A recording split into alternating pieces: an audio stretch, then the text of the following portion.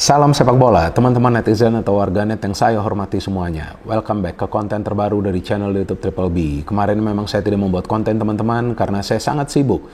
Tapi hari ini saya perlu membuat konten karena saya ingin memberikan analisa dari pertandingan Liga 1 antara Persis Solo versus Persib Bandung yang berakhir untuk kemenangan Persis Solo dengan skor 2-1. Dengan hasil akhir ini berarti Persis Solo keluar dari zona papan bawah dan untuk sementara ini berada di peringkat nomor 10. Sedangkan bagi Persib Bandung dengan kekalahan ini berarti mereka masih berada di zona papan bawah dan di zona degradasi dan untuk sementara ini berada di peringkat nomor 16. Memang statusnya masih untuk sementara ini, tapi jika Persib Bandung tidak bisa mengoleksi poin secara konsisten, tentu akan sulit bagi mereka untuk bisa lolos ke Championship Series di akhir musim dari Regular Series. Dan bagi saya teman-teman, kekalahan dari Persib Bandung ini merupakan sebuah kejutan.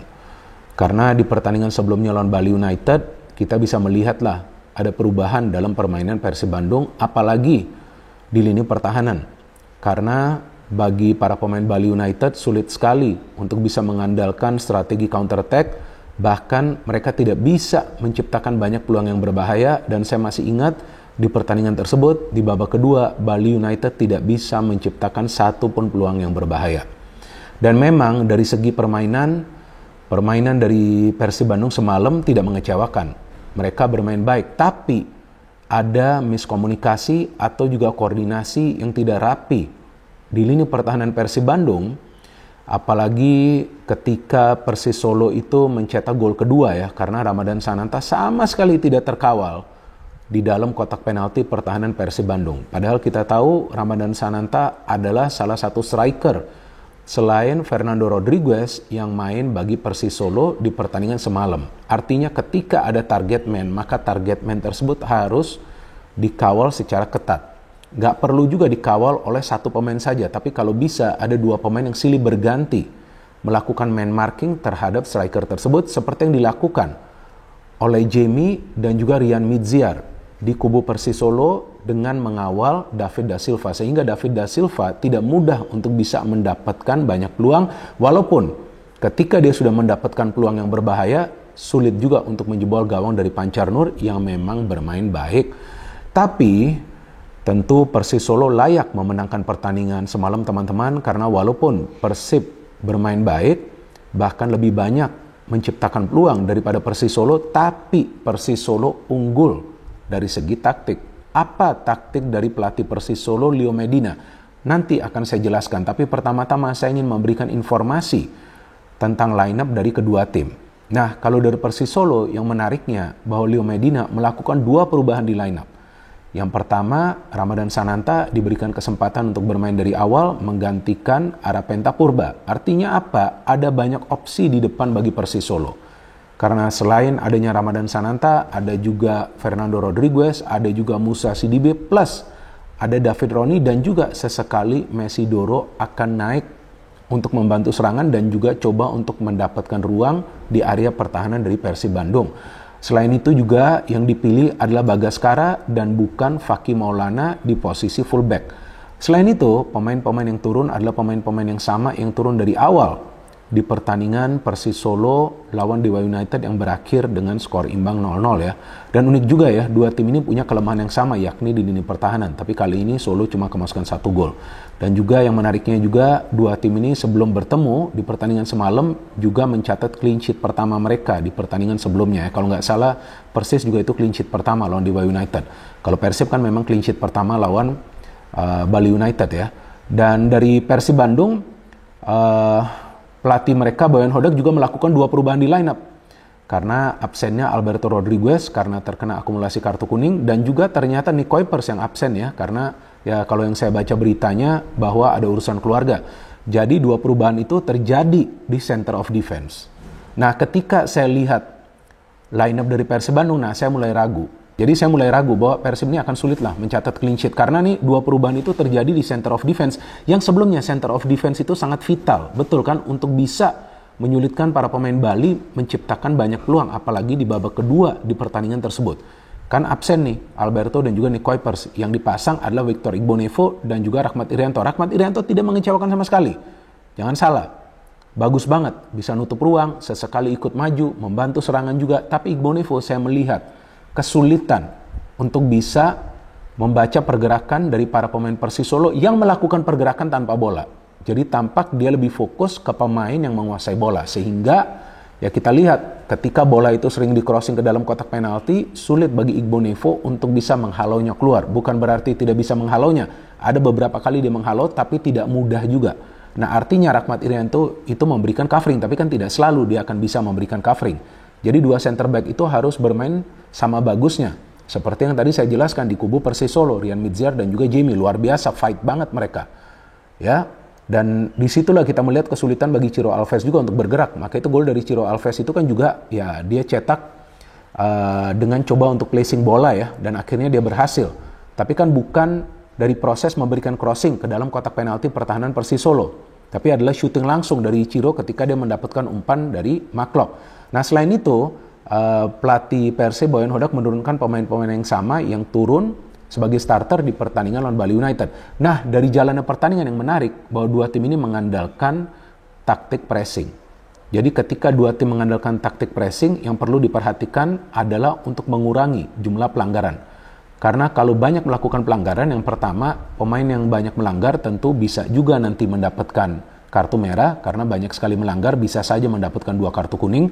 Dan yang kedua adalah memberikan penguasaan bola kembali ke tim lawan, dan tentu mereka akan punya peluang untuk mencetak gol melalui set piece. Memang nggak ada gol yang tercipta melalui set piece, tapi banyak sekali kan free kick yang terjadi di pertandingan ini. Bahkan wasit mengeluarkan banyak sekali kartu kuning. Saya lupa 10 atau 11 tuh. Ada 1 kartu merah juga kan bagi Iputu Gede karena 2 kali mendapatkan kartu kuning. Nah jadi dua tim ini menunggu momen nih. Ya jadi istilah kerennya ini counter to counter football. Jadi ya pokoknya mengandalkan transisi. Dan Persib sebetulnya mainnya nggak buruk.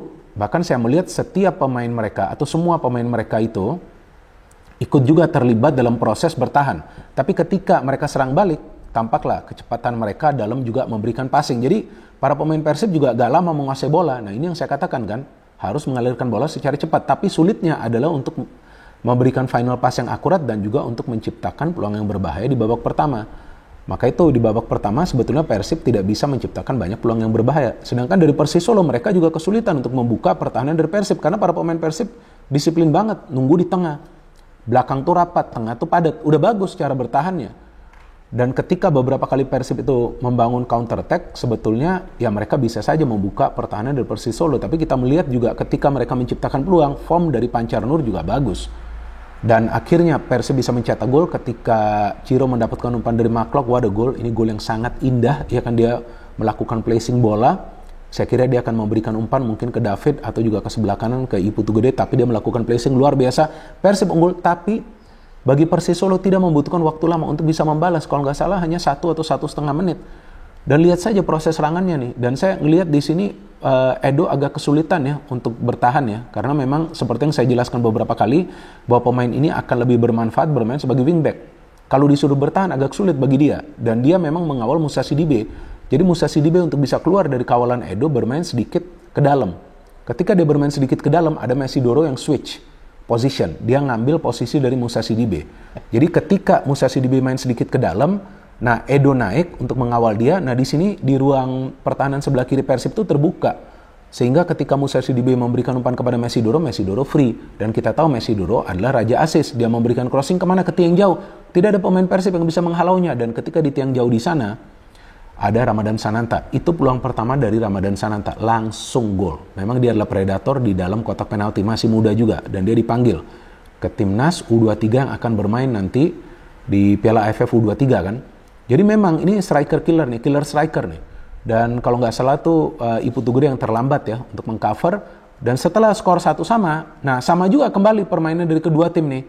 Ya mengandalkan transisi, mereka bermain compact ya, compact football karena ya mereka tahulah bahwa kelemahan mereka di pertahanan. Jadi pertahanan tuh harus rapat, lini tengah tuh harus padat. Tapi ternyata Persis Solo bisa kembali mencetak gol setelah kembali Musa Sidibe dan juga Mesidoro itu terlibat ya dalam proses membangun serangan. Dan Musa Sidibe juga yang ketika itu dikawal oleh Edo ternyata bisa memberikan passing kepada Mesidoro, Mesidoro kepada David, David angkat bola, Mesidoro masuk. Kita lihat ada David da Silva juga yang coba untuk bertahan dan itu gak salah, tapi sayang dia tidak bisa menghalau bola.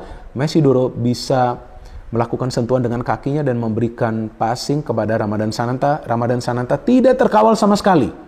Aneh banget nih. Di dalam kotak penalti, seorang striker yang biasa melakukan finishing tidak terkawal. Igbo Nevo tampak terlambat untuk menutup dan tidak ada pemain lain yang mengcover ruang yang terbuka di dalam kotak penalti pertahanan Persib, sehingga Ramadan Sananta bisa mencetak gol untuk membawa Persis Solo untuk sementara unggul dengan skor 2-1.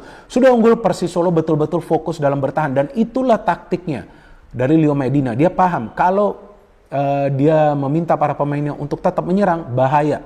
Karena Persib itu dalam counternya sangat cepat. Mereka mengandalkan Ciro, Ezra, dan juga David da Silva yang beberapa kali turun. Bahkan David da Silva bisa merancang serangan dengan skill individunya, tapi satu kali itu sayang dia milih untuk syuting, bukan passing ke Edo yang sudah free. Jadi ya para pemain Persib yang bermain di depan ini harus paham, yang penting itu passing bola dulu.